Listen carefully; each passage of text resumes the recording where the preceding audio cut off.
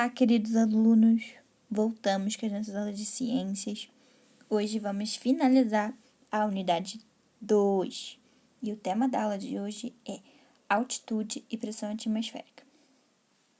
A pressão atmosférica varia com a altitude, ou seja, quanto menor a altitude, maior a pressão do ar.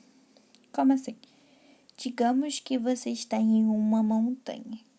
A coluna de ar sobre a sua cabeça é muito menor do que quando você está na praia. Na praia, a coluna de ar é maior. Ou seja, quanto mais alto for o lugar, menor a pressão atmosférica.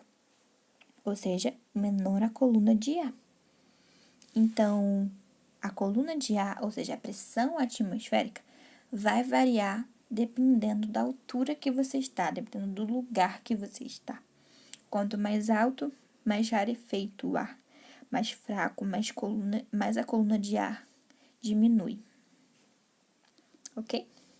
E existem alguns fatores que contribuem para a variação da pressão atmosférica, como, por exemplo, a umidade do ar e a temperatura.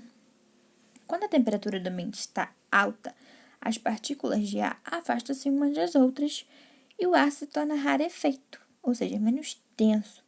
Quando isso ocorre, essas regiões são chamadas de baixa pressão. Como assim? É como se quando está calor, a camada de ar fosse como um fino papel. Mas quando está frio, as partículas que compõem o ar ficam mais próximas umas das outras e o ar fica mais denso. Quando isso ocorre, são chamadas de regiões de alta pressão. É como se quando tivesse calor, a camada de ar fosse um fino papel. E quando tivesse frio, a camada de ar fossem vários papéis, uma camada bem grossa de papel. Porque no frio, com a temperatura baixa, a camada de ar fica mais densa. No calor, quando a temperatura está alta, o ar fica mais rarefeito, fica mais fraco, digamos assim. Entenderam? Quando o ar está úmido, com uma proporção razoável de vapor de água, a pressão atmosférica é baixa.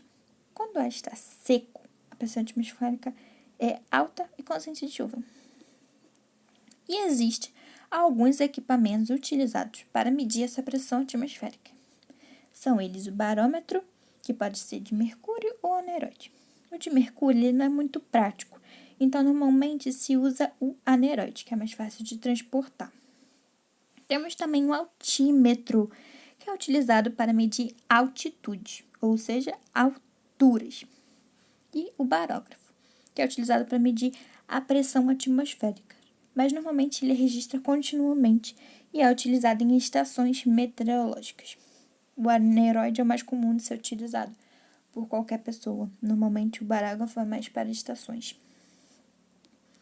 E aqui temos as fotos, as imagens dos instrumentos. O barômetro aneroide primeiro, depois barômetro de mercúrio, o barógrafo de estações meteorológicas e o altímetro. O barômetro aneroide lembra um pouquinho uma bússola, o formatinho é bem parecido, então é mais prático de ser carregado.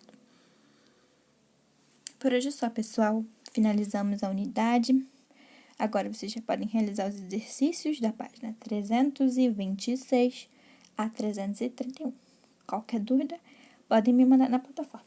Um beijo e até a próxima aula.